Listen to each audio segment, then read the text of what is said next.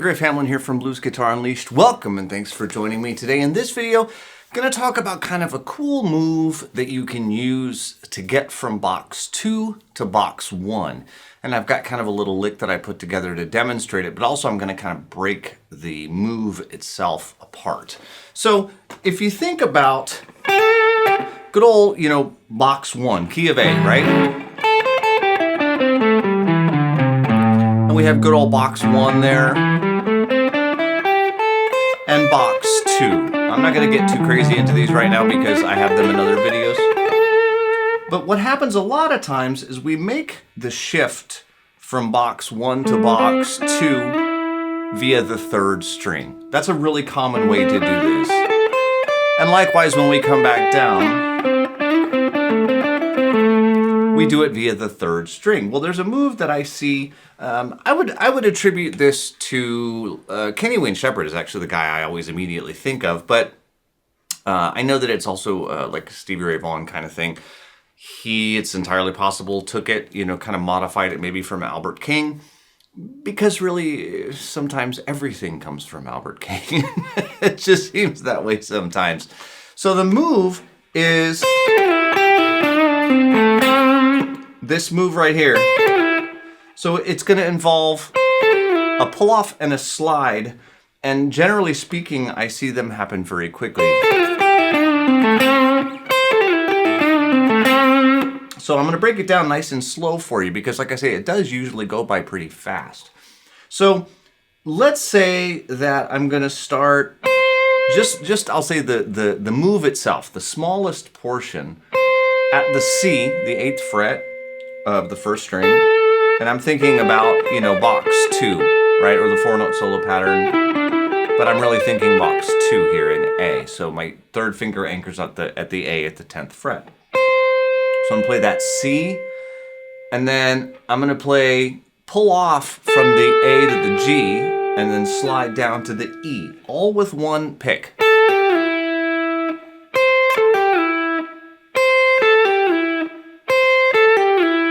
So the slide has to be quick. If you go slow, by the time you get there, you've traveled across a couple of frets. It's going to kill the note.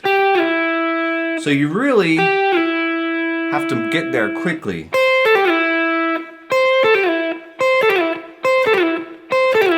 So you want to feel comfortable, and this happens as a triplet. So for example, in the lick that I'm going to show you, 2 and 1 and 2 and 1 and 2 and 1 2 and 1 2 1 and 2 1 2 3 4 1 1 and 1 and so it's quick. And it's because of that kind of pull off thing right there. Now, the really, really subtle part of this, okay, and I mean this to be really, really subtle, but it's these subtleties that I think sort of separate, the pros from the amateurs, for lack of a better word, but this is one of those really, really subtle details.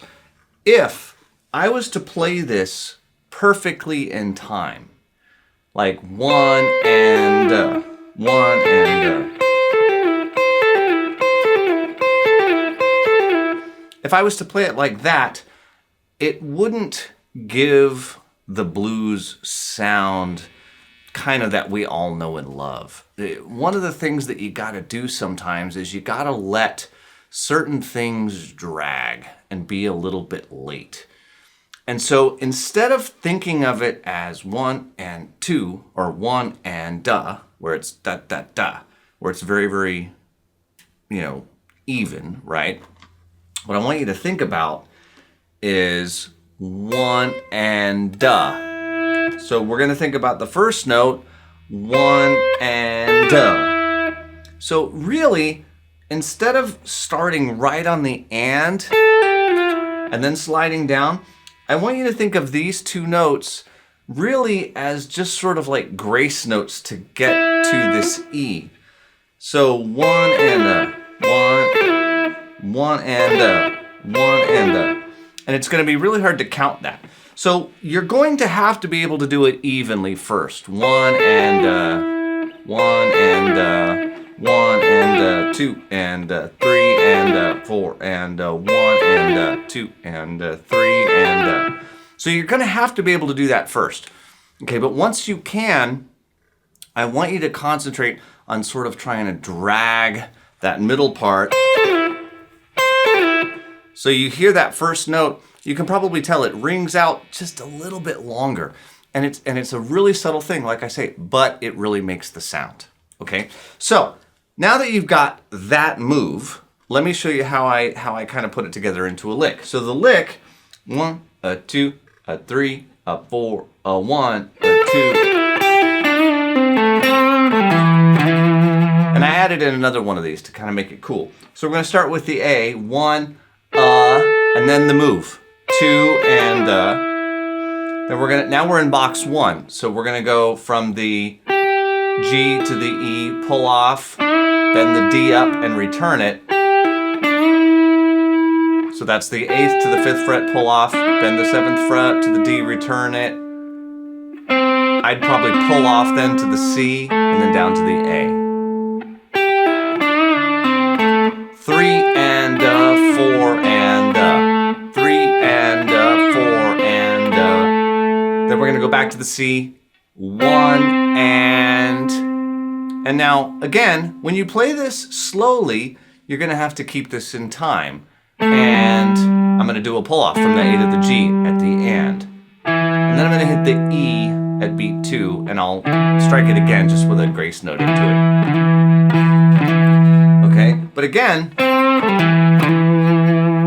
so it's going to sound very different. Notice if I play it perfectly in time. 1, 2 and 3 and 4 and 1 and 2.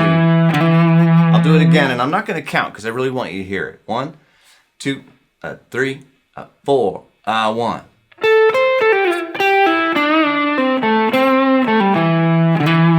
One more time. Again, this is going to be really straight.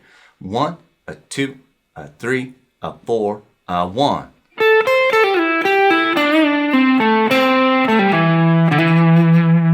Okay, now same tempo, 1, 2, but this time I'm going to kind of let it be a little bit late. Let some of those pull-offs be a little bit late.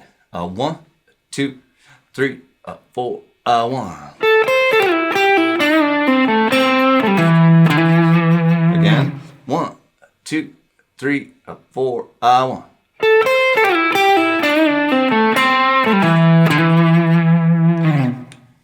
Okay, so I hope you can hear the difference because it's subtle.